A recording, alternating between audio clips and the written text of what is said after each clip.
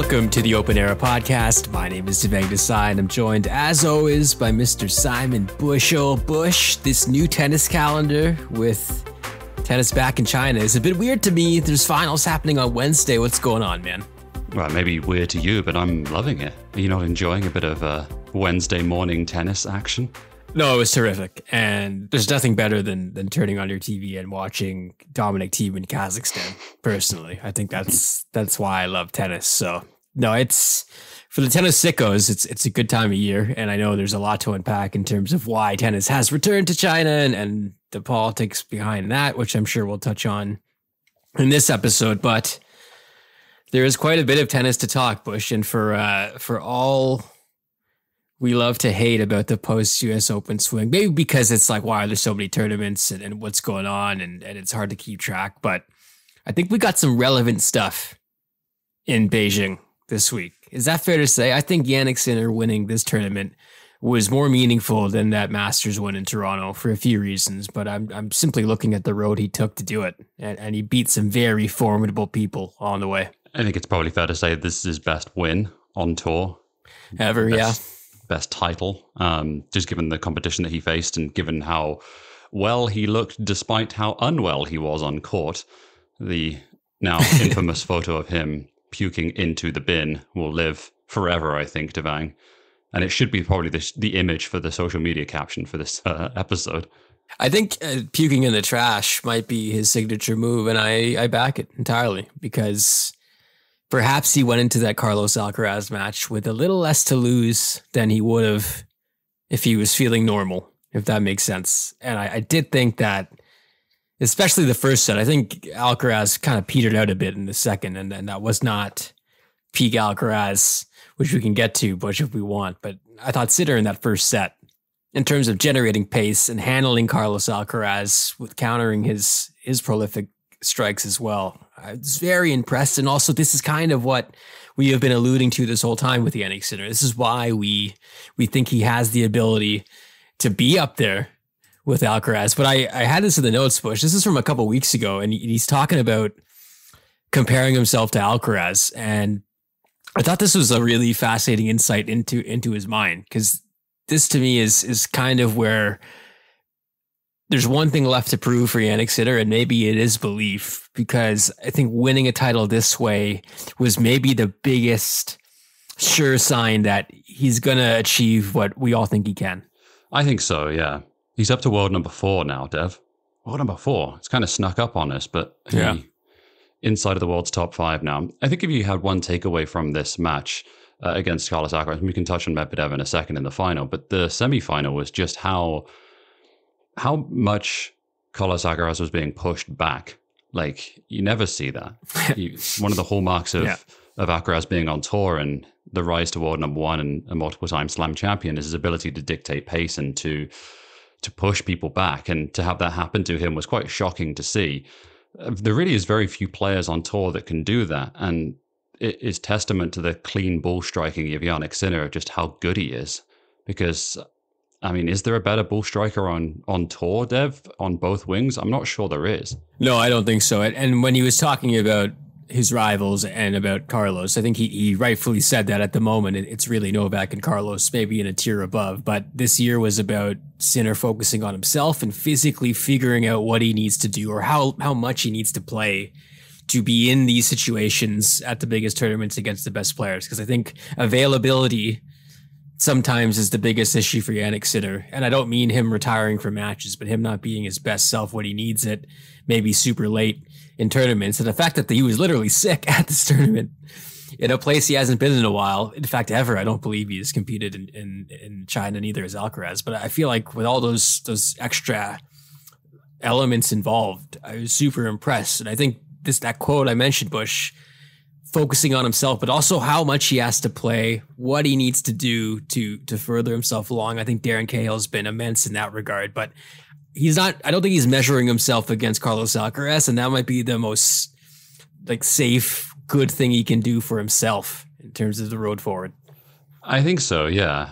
One thing that's also interesting to note on this one is with his win in Beijing, it takes him up to the most tour wins he's had in a calendar season. with 51 match wins, which I think is quite interesting to note. And there's a reason that he's ranked inside of the top 5. I think by the end of the season, he's going to probably be close to about 60 match wins, which is really, really impressive. Like, it really genuinely is, considering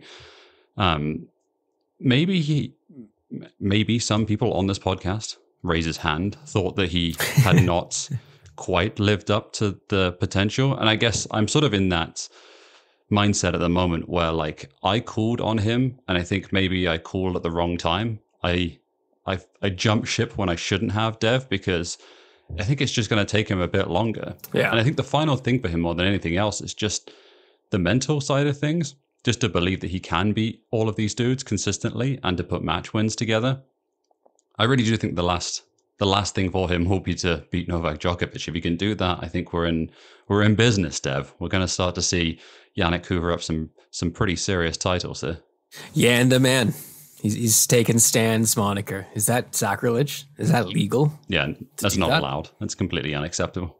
Okay.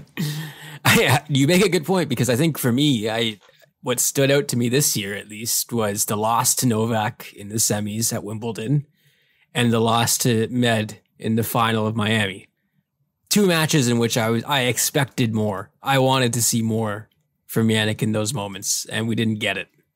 So I think this progression is more than promising. It's very exciting. Do you want to touch on the Medvedev match? Medvedev himself, the final. I love Medvedev just clubbing Alexander Zverev whenever they play now. Just wonderful. It's beautiful to see, isn't it? It's like seeing an elephant in the natural world.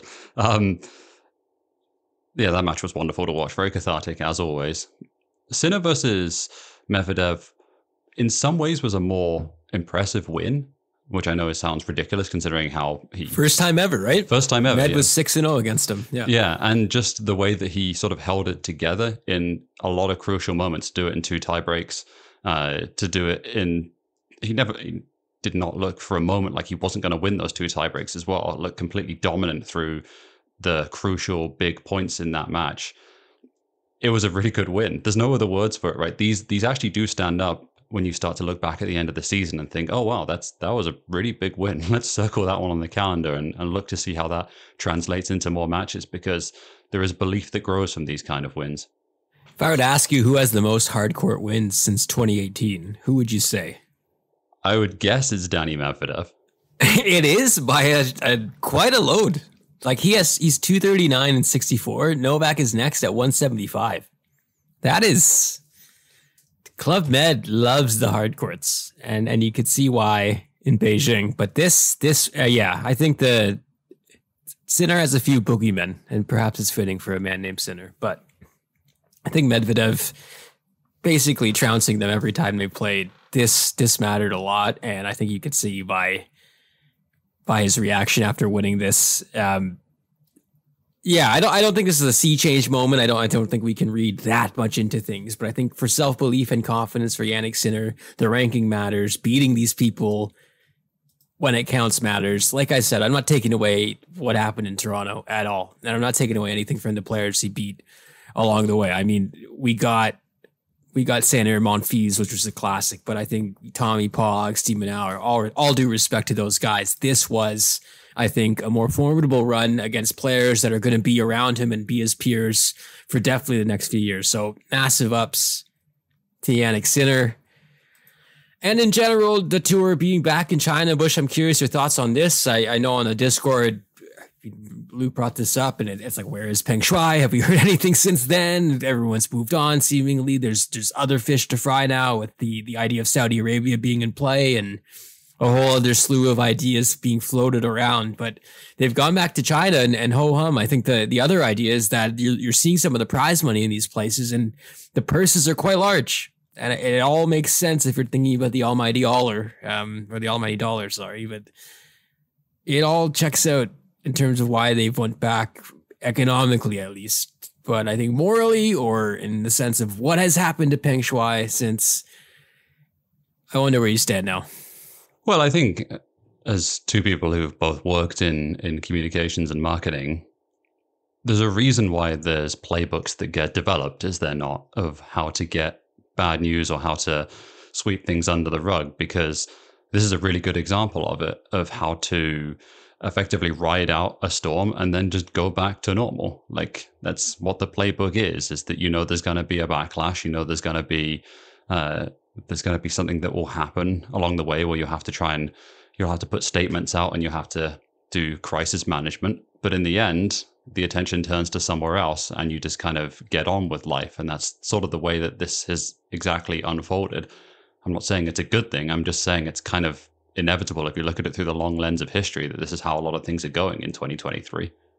Yeah, no, I think you've said it well. Economically, I think that the players, understandably, are, I think, looking at this as saying this is a good chance for a good check, obviously, but increasing their exposure in a massive market is not a bad thing.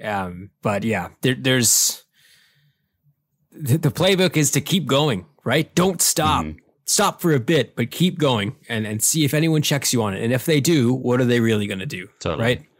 And I don't think there's an actual answer to that. I saw on Reddit that Novak Djokovic was supporting Peng Shuai by also not being in Beijing, but I don't think that was related at all. So it seems unrelated. Just a guess on that one.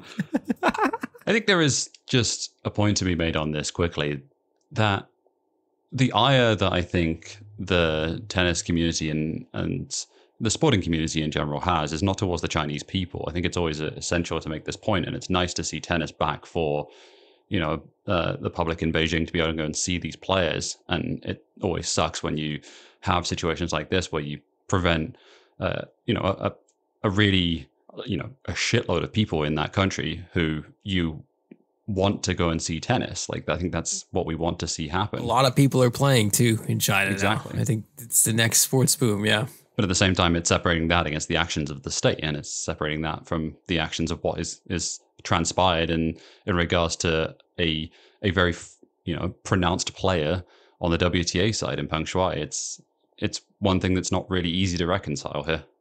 Yeah, I was watching Sinner Alcaraz, and it was packed, and the atmosphere was awesome, and you could tell these people were extremely excited to watch these two stars of this generation play, and I was excited for them because, like you said, I think this is not about the people themselves who deserve to watch good tennis, but I think some questions needed answering, or real answers, perhaps, than the ones we got, and here we are. Moving on and talking about the tournaments, Bush, because we are talking about the tournaments. So, I mean, there's that too. Yeah, and it's going to come into more focus again, right? The Saudi stuff will come up again. I'm sure this story will come up again, and I'm sure that we'll do more digging into it. I'm sure I've made this point in the podcast, and I apologize that I've made it before. It's just, by sort of getting lost in the theory of the idea of whether tennis should or should not do something, I'm always of the mindset that when there's an actual decision that needs to be made and an action that needs to be taken by the tennis bodies, then I would rather see them take an action than not take an action. And by not taking an action, do something. Yeah. Do something. Stand for something. Stand for something. You know, just stand. Is that too much to ask, to stand for something? I mean, it goes to the Zverev thing as well, right? They didn't take a stand. They didn't really do anything. They did their quote unquote investigation. And here we are. Here we are with Zverev being marketed extremely heavily now. Pretty much everywhere you go. Because this is where we're at. Once again, that moving on idea and keep it going. Keep it going. Don't stop. Don't think about this too long. We got to go. We got tournaments to play. We got stars to create. Before I want to shout out Adrian Manarino. Tennis Zidane, Tennis Zizou, digging into his bag in Astana to beat Seb Korda in 3 sets. I was following this tournament. Man, I was watching a lot of Dominic Thiem. Had a good time doing that. Obviously, I don't think old teams ever coming back, Bush. I think that dream is over. But I had a good time watching him in this tournament. And I had a good time watching Adrian Manarino win, because it's not always about the stars. It's about people who make tennis fun to watch. And I think he's definitely in that class. I mean, when he's playing a Wimbledon match, you got to stop what you're doing and watch him. But on the hard courts, he's got some definite skills, obviously. He's one of those players that's really like a player's player, a club player's player in some capacity. Exactly. But he makes it look so easy with those compact swings. He's going to be I played at a club this week, Bush, so I can say that. I can talk like that. You can be a club players player. It feels so bad. Oh my God. He's going to be extremely bloody close to his career high ranking by the end of this year if he gets a few more match wins in, Dev. Love it. And the man is going to be turning 36 next year. Amazing. Just a great story. Fantastic. All right, we'll take a break there. When we come back after the break, we'll talk about the women in Beijing. Coco Gauff doing her thing, winning ugly, TM. She's fully adopted the Brad Gilbert style, or maybe not listening to him at all. We'll see. Plus, parting shots, some more Simona Halep stuff, some Kwon Soon Woo stuff, Novak at the Ryder Cup, Misaki Doi retiring. All of that coming up next on Open Era.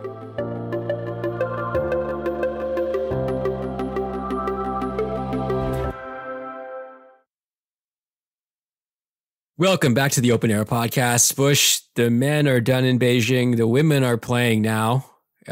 Once again, don't ask me to explain why or when anything is happening, because I'm having a hard time keeping track and once again following days in the calendar based on tennis results, which can't be healthy. But Simon, Iga Swiatek on a crash course with Coco Gauff. By the time you're listening to this, it might have already happened, but Coco Gauff playing some gnarly tennis. I don't know how to say this nicely, but like not super pleasing to watch, but getting it done. Is this the next phase of Coco post Slam Champion, Bush, where she just wins whether or not it's pretty to watch? Is that an Al Davis just win, baby reference? Is that it is. The direction that you're heading on this? It has been extremely ugly to watch, Dev. It's not been very pretty. That being said, she keeps winning. Yeah. I think it's a good field. Obviously, it was a good field on the men's side, and it's a really, really good field here on the women's side as well. Like it's like this tournament has attracted the cream of the crop. Like we have the world's top 4 here. Like we really genuinely, this looks like a Grand Slam, and the way the field has shook out. And it wouldn't surprise me. We're recording like early in the week here, so we don't know what's going to happen at the latter stages of this tournament. But all the big players are still in this one. It's quite cool to see. 1,000 event, huge purse back in China where some dollars are. Checks out. So yeah, that should be a really good end to that tournament. All right, Simon, parting shots.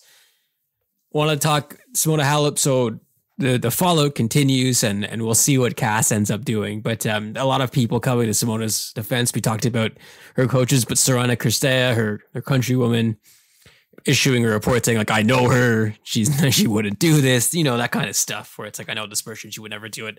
And I thought Peter Bodo on tennis.com made an interesting point where he's kind of asking, what is the point of having this anti-doping program if so many people refuse to accept the result? And it kind of, I feel like that's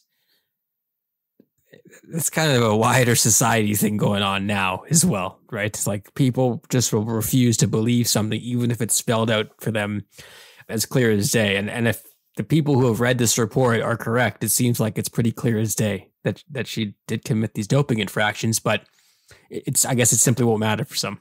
Effectively, it's a question of how the legitimacy of the institution, and for lack of better terminology here, Dev, the referee. I don't want to think of yeah. I think that's fair.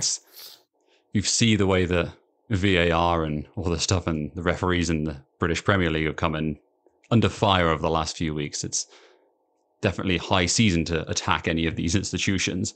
It's a hard job, no doubt, of course. On the Simona Halep side of things, like, it is interesting why we've had both silence and not silence at the same time from certain camps. Like, we've had some people who have decided to come out and very strongly back her, and what is at stake for those people, and why are they choosing to take that stance so publicly. And then on the flip side of it, the sort of ringing silence from the majority of the tour, I would say. Like, she clearly had her supporters, but it's not like there's been a big procession of people since this result has come out. I'm kind of with him on this one. I've got to say, Dev, like, this, you've got to believe in the integrity of this institution. Like, if you have every single player, or like not every single player, if you have at least some groups of players coming out and just constantly questioning its legitimacy, then like, what the hell is the point of this whole thing? Yeah, I was going to say, I don't find myself normally agreeing that often with Peter Bodo.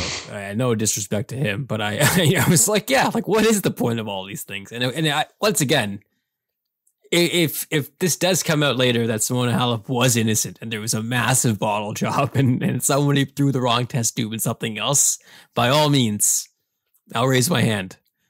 But until that day, and until the science does not check out, because it continues to check out, I'll trust him. I get it, though. It sucks. Like, it sucks seeing, I mean, for Kirstea, that's someone she played with growing up. She had several Fed Cup moments with. I'm sure there's a bond there that they share being from the same place. Like, it's tough to see that. And I guess for her peers and her competitors, it's like, well, did she get one over on me when we played? Like, was she getting an artificial boost? Like, what happened to my ranking because of that? So I feel like there's probably a lot of pissed off people, Bush, as well as people who are feeling sad for Simona. But yeah, I mean, 4 years, this is pretty much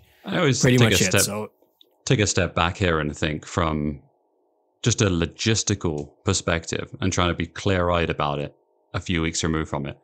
What are we implying here? The fact that there's been a massive fuck up at every single level, even inside of an institution that is supposed to be the best at what they do to catch these sort of things, that it's so overwhelmingly corrupt, or whatever wording you want to take, or it's been so overwhelmingly broken that this has happened, or that a professional athlete at the back end of her career was doping. Like, what is the more likely scenario here?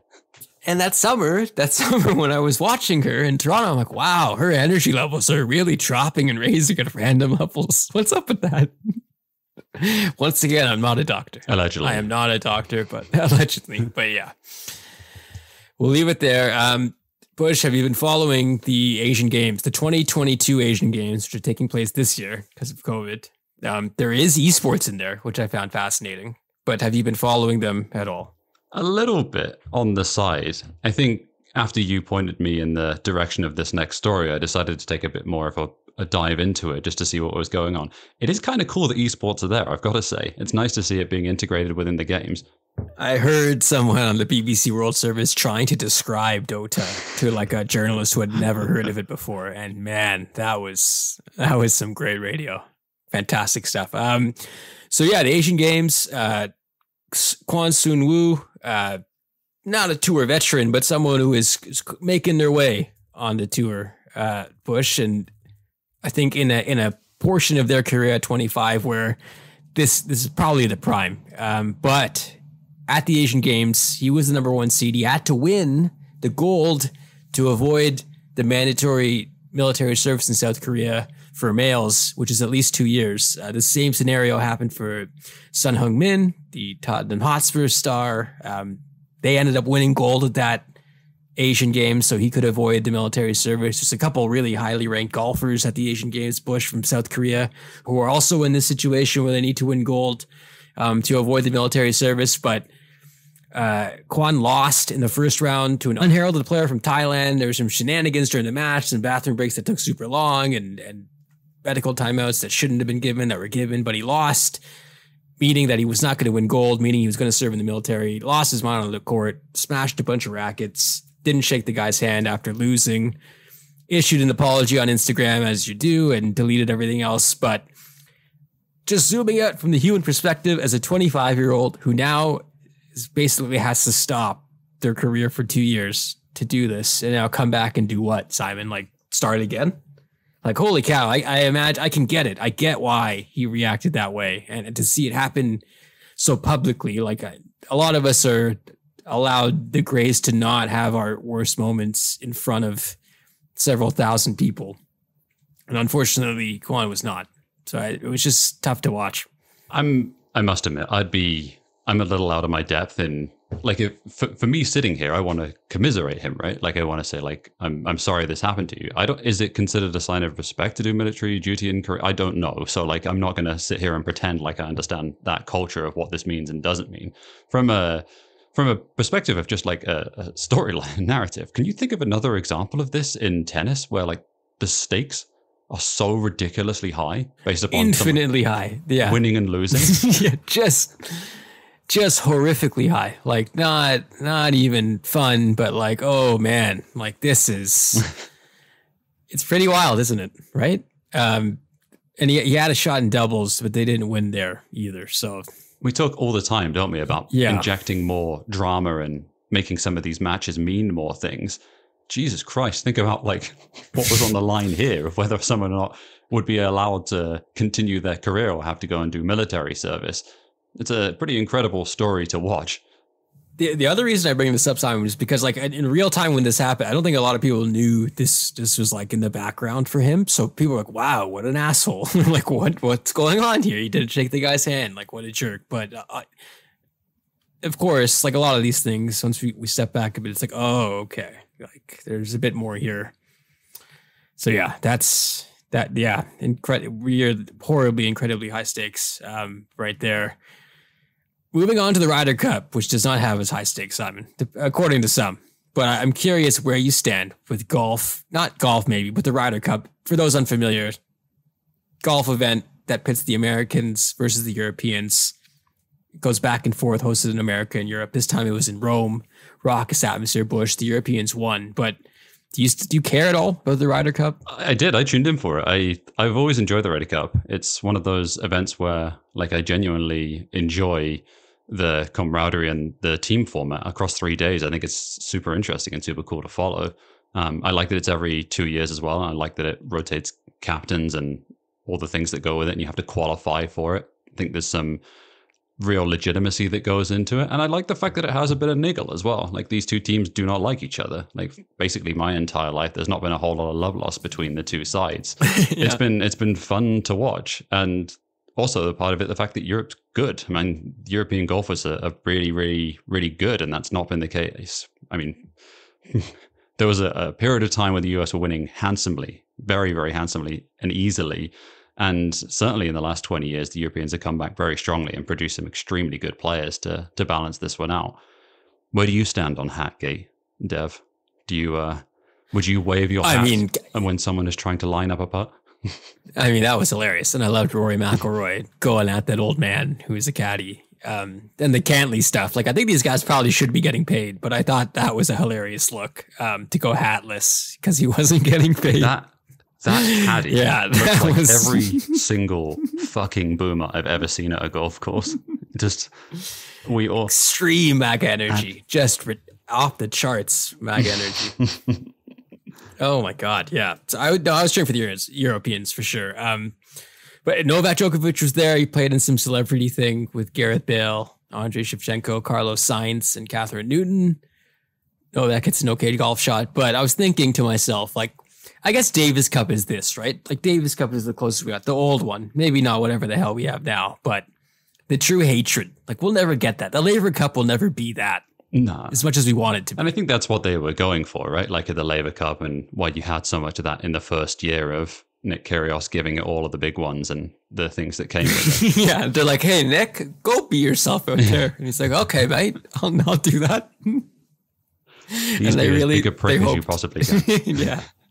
There was no notes. But it's not going to be that, right? There was no, yeah, it's not. And I think there's obviously a lot of friendships on these tours that extend beyond nationalism. So I think part of it is like obviously history. And I think part of it as well is the fact that you do have to qualify for it. There's a level of prestige in it. And there's the fact that it's every 2 years as well. And it moves around the way that it does. It is a privilege to host this tournament in a way that it definitely is not for the Laver Cup. 100%. All right. Some quick hitters here.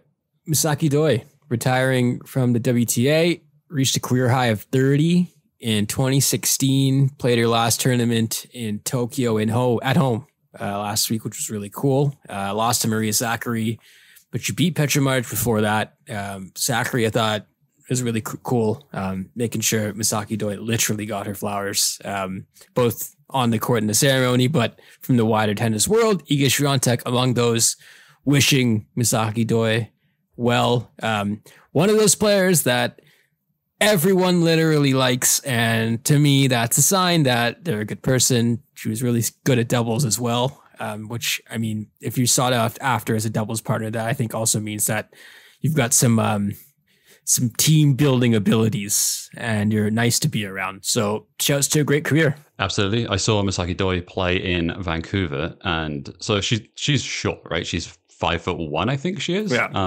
And just the ability to generate the power and the pace and the technique and the timing that's required to be able to do that when you have such a slight frame the way that she does, I was just mesmerized, honestly. It's quite incredible of, you see out in your local courts, big muscled up dudes hitting the ball, and then you see, tiny Japanese women hitting it past them. And I always find it very funny.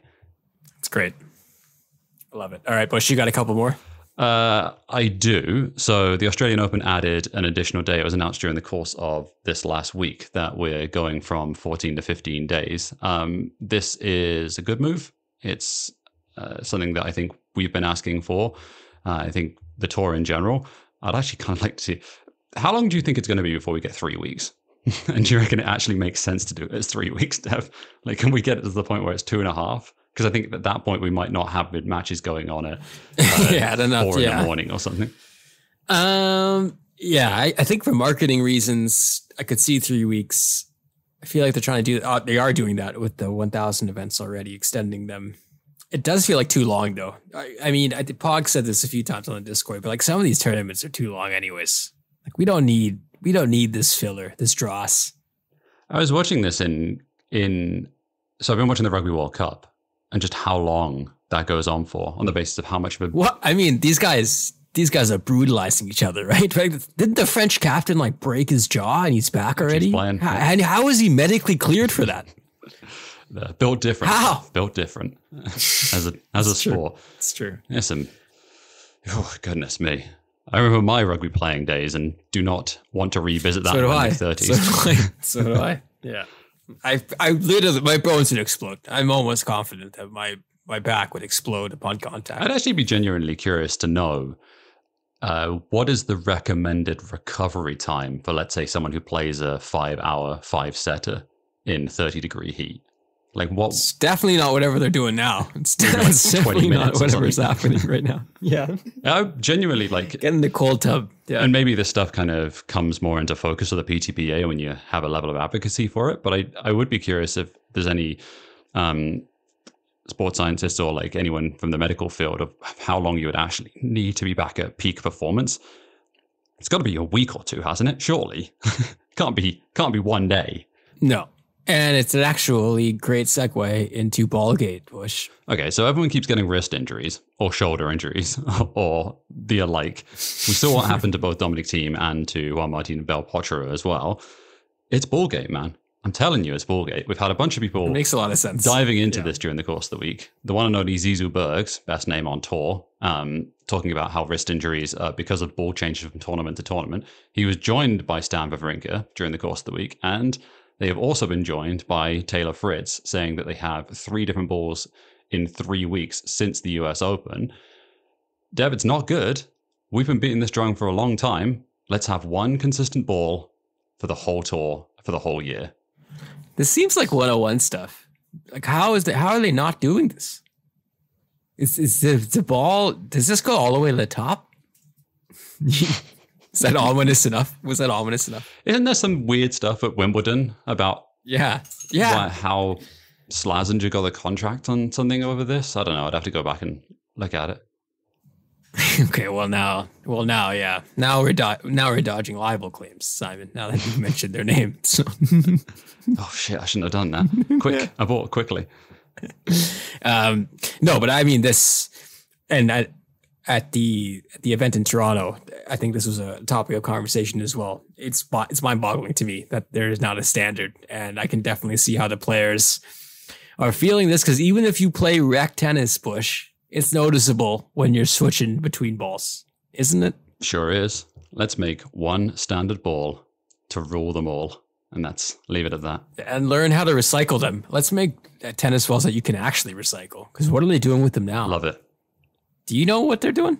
I'm assuming they're chucking in a landfill like everyone else. Somewhere, yeah, okay. All right, that's what I figured too. Okay.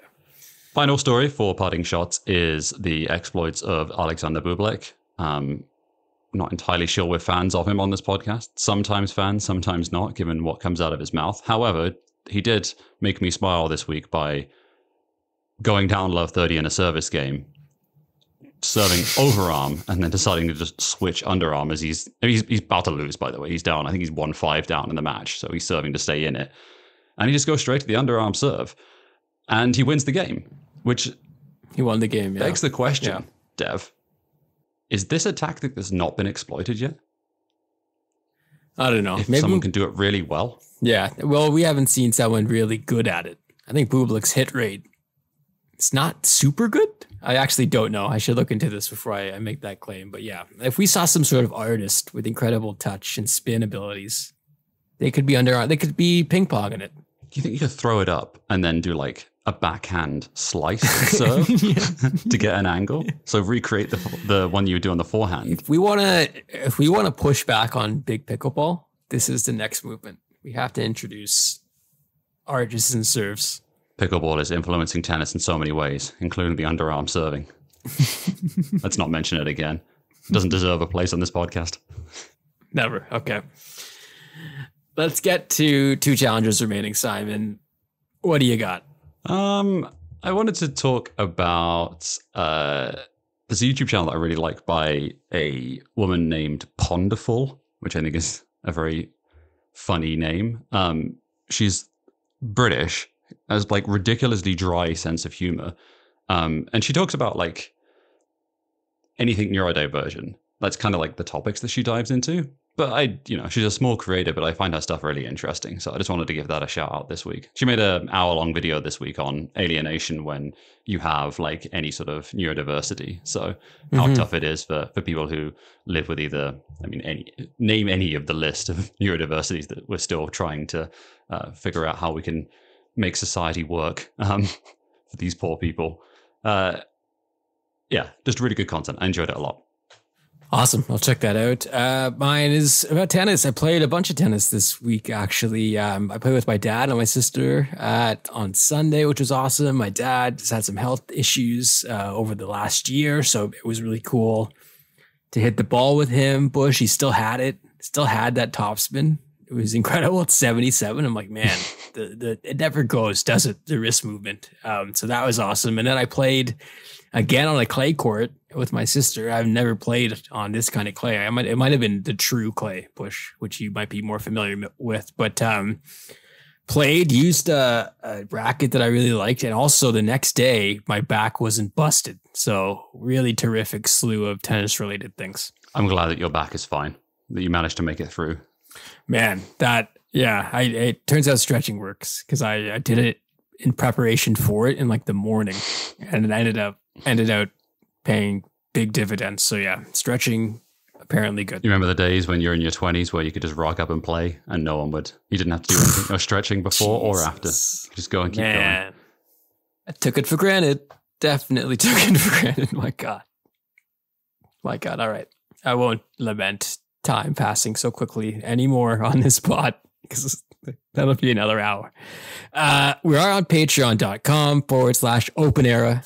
Join us there, get the show ad free, get it early on Sundays, plus join us on the Discord where we're talking tennis all the time. We're on twitter.com for now, I guess, @OpenAirPod.